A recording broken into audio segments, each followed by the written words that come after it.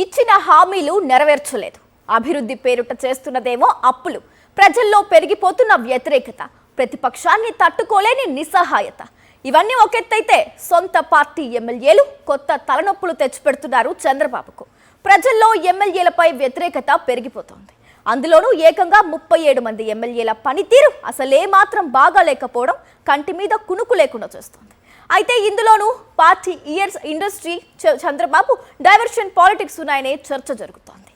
ఏపీలో కూటమి ప్రభుత్వం అధికారంలోకి వచ్చి 18 నెలలైంది. సూపర్ 6 హామీలు అట్టర్ ఫ్లాప్ అయ్యాయి.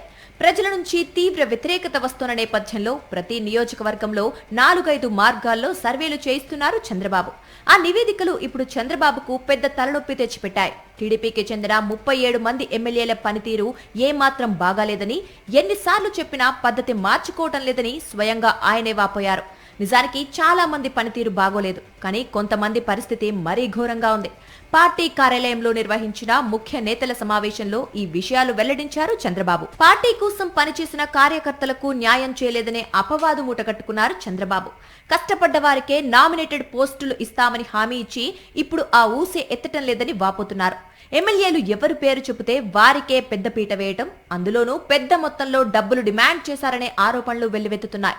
ఈ విషయంలో ఎమ్మెల్యేలను కాదని టీడీపీ రాష్ట్ర అధ్యక్షుడు కూడా ఎలాంటి నిర్ణయం తీసుకోలేకపోతున్నారనే చర్చ టీడీపీ వర్గాల్లో కొనసాగుతోంది. ప్రజా దర్బార్ ద్వారా పార్టీ కార్యకర్తలతో పాటు ప్రజా సమస్యలను పరిష్కరిస్తామని పదే పదే ప్రకటించారు చంద్రబాబు. ప్రజా దర్బార్ కు వేల కొద్ది వినతులు వచ్చినా ఒక్కటి కూడా పరిష్కారం కాలేదని, అన్ని బుట్టదాఖలే అని సొంత పార్టీ నేతలే వాపోతున్నారు. ఇక ప్రతి శుక్రవారం ఎమ్మెల్యేలు నియోజకవర్గంలో అందుబాటులో ఉండి ప్రజల నుంచి వినతులు స్వీకరించాలని చంద్రబాబు, లోకేష్ ఇప్పటికీ చెబుతూనే ఉన్నారు. కానీ చాలా మంది ఎమ్మెల్యేలు వాటిని పెడచెవిన పెడుతున్నారని చంద్రబాబు అసహనం వ్యక్తం చేశారని సమాచారం.